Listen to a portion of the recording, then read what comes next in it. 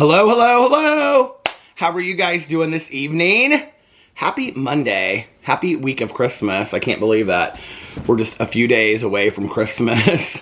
I'm sitting here next to my little Christmas tree and my Christmas tartan plaid comforter for the bed that I love so much. And I wanted to come on here today and kind of address a comment that I received. But I actually think it's an interesting talking point. So this may be something that I do from time to time is I just, I read through all the comments on all of my videos. I usually, like, at the end of the day, I'll sit down and I'll just kind of, like, read through every single comment that I get on all of my videos. That's usually when I have the time to do that. So I received this video the other day, or I received this comment the other day on the video where I was, I think it was the video that I was talking about the 5 lessons that I've learned in the last year.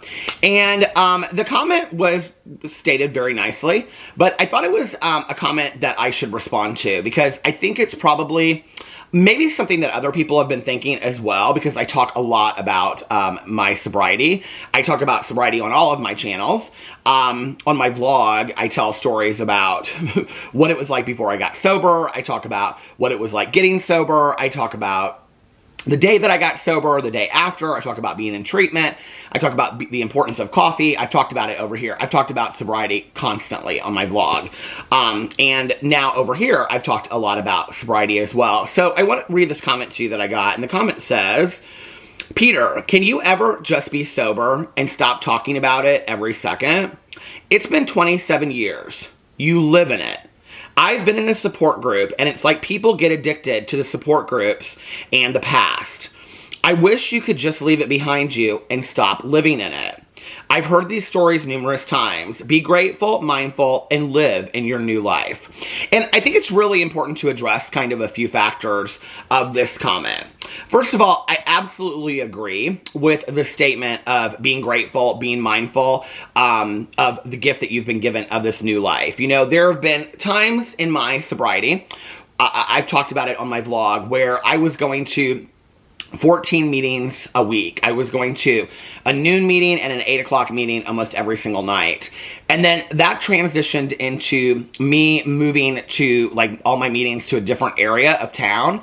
And I was going to 6 to 7 meetings a week. I was doing a lot of service work. I was chairing meetings. I was a secretary of a meeting. I had a service position in a meeting. It was, and they were candlelight meetings, so they were late at night. And actually, it worked really well with my schedule with my husband because, he would get off work and we would hang out, and we would have dinner, and then when he went to bed or was getting ready for bed, I would go to my meeting. And so it actually worked really, really well. But at one point, I felt like I was just doing all of this stuff for recovery, and that my life had just kind of become recovery at that point. And I called my old sponsor, the sponsor that I had before the sponsor that I had at that time, who now I have a different sponsor. And he had kind of been my spiritual guide through the years. And I said to him, what do you think about this? And he said, I think that it's important to go to meetings. And he said, I think it's important to keep up what you are doing. He said, but at the same time, don't hide in recovery. Like, if there's other stuff going on, and this was prior to my husband and I going to marriage counseling. And I think part of what was happening was I could work on myself and I could work on what was going on with me, but I really couldn't fix the problem of our marriage, of which I think we were probably, headed, well, I know that we were headed to divorce had we not gone to marriage counseling. And so I asked my sponsor, I said, my old sponsor, I said, what do you think? And he said, don't forget that you got sober to, be a good husband, a good son, a good friend, a good dog dad, a good neighbor, all of those things. Those are reasons why you got sober. You didn't just get sober to live in a meeting for the rest of your life. So I have to kind of remember that, and it's about balancing out recovery with having a regular life. So I do agree with that statement at the end of this person that she left, where she said, be grateful, mindful, and live in your new life. I do think that there are people that, I don't know that I think that they necessarily get addicted to recovery. I think whatever 12-step program they're in, I think what happens often is that you get into sobriety and you're so scared of going back to what you had before. And so you get into this new life. And a lot of people, when they get sober, like, they don't have partners or spouses. They don't have a lot of family that wants anything to do with them anymore, you know? A lot of people don't have jobs when they get sober. So their 12-step meetings and the people that they meet become their life. And that's good. That's a good thing, right? So I can see how people would see that. It's like, oh, well, people get addicted to meetings, or they start going to meetings instead. And, you know, like, I've heard a lot of friends of mine who get newly sober that their spouses are like, why do you have to go to those? Like, I'm glad that you're going to the meetings and I'm glad that you're sober, but why do you have to go all the time, you know? Why is this something that you have to be at every single night and things like that? And that's where I think it's important to work. You know, it's been important for me. I can only share my experience, strength, and hope, to work with my sponsor in saying, okay, like, where's the balance in this? And my sponsor that I have today is fantastic with that, right? And balancing all this out and on and on and on. As far as the rest of it, to the response where the person says, can you ever just be sober and stop talking about it every second? No, I can't. I'm sorry. And if that is a problem for you, that my channels probably aren't for you, honestly, because I'm extremely passionate about addiction and sobriety and talking about it. And I don't know who is going to hear what they need to hear in what video. And I'm going to continue to share my story, because I'm very, very thankful that the people that I needed to hear certain things from on certain days were there when I showed up. And I'm glad that they were talking about their sobriety. And those are some people that have 30, 40, 50 years of sobriety. I have, you know, friends of mine that still go to several meetings a week, work with a sponsor. I mean, people ask me all the time, they're like, when do you have to stop doing this? You don't stop doing this, right? Like, it's our medicine that works for our recovery. And my friends that have lives that are amazing, okay, that have what I want. Because very early on when I got sober, someone said to me, find somebody that has what you want and do what they do. Okay, now I have to tell you a little funny story about that. When I first got sober, I was going to this alumni meeting at the treatment program that I used to go to, and there was this very good-looking guy. And he, on top of being very good-looking, okay, let me just put this in perspective. This was 1994, but he wore, like, open-collared, like, white button-down collared shirts with, like, skin-tight faded jeans and cowboy boots. And I thought, and he had, like, curly dark hair and was, like, all, like, you know, greased back. And he drove a white Jaguar. And he had what I wanted. And I wanted to do what he did. No, like, but seriously, I thought that's what it meant. I thought, like, okay, so if I do what this guy's doing, like, I'm going to look like him, be as confident as him, and I'm going to drive a white Jaguar someday, I guess, right? But that didn't happen. But, you know, I've always been told, find somebody that has what you want and do what they do. And the people that I look up to today in sobriety, the people that have what I want, are the people that go to several meetings a week. They have a home group.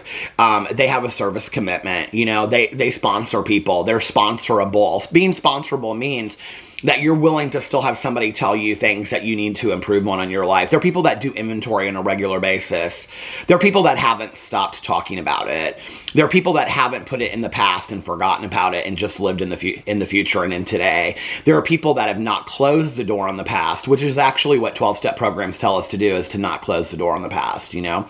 And so there are people that don't live in it 24 hours a day, every second, and neither do I. You know, when I make a video and I'm talking about my sobriety, it's because A, I'm very proud of my sobriety. B, it's because I want somebody to hear the message out there that possibly, I don't know, they just happen to fall upon my video, and this is the video that they're watching, and today is the day that they're watching it, and all of these people along the way have planted a seed, and maybe I'm just one seed that has been planted along the way, and all of a sudden they decide they're gonna get sober, right?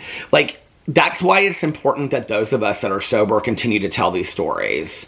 Years ago, I had a friend of mine on YouTube, Zach, from The Adventures of Zach and B, Zach Garcia, and we were talking, and he encouraged me to do a coming out video.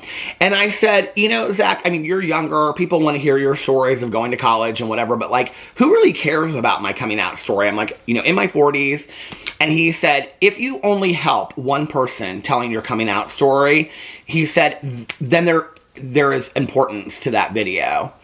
And I really thought about what he said, and I thought he's absolutely right, you know, and I have watched YouTube videos about so many things, from social anxiety to body dysmorphia to just how to do a YouTube video to on and on and on, right, that have been so helpful to me that I'm going to continue to talk about it. The other thing I think is important is, like, you know, it's not just what I talk about every day, it is the language that I talk about, you know, or talk in. You know, when I am talking to my husband, or when I am talking to my best friend or my sponsor or the people in my life, I'm talking from a point of taking accountability and, you know, the how of the program of honesty, open-mindedness, and willingness. You know, I'm talking about, you know, from a point of love and tolerance is our code, you know, and that looking at things from a compassionate point of view, taking a look at what my part is in situations.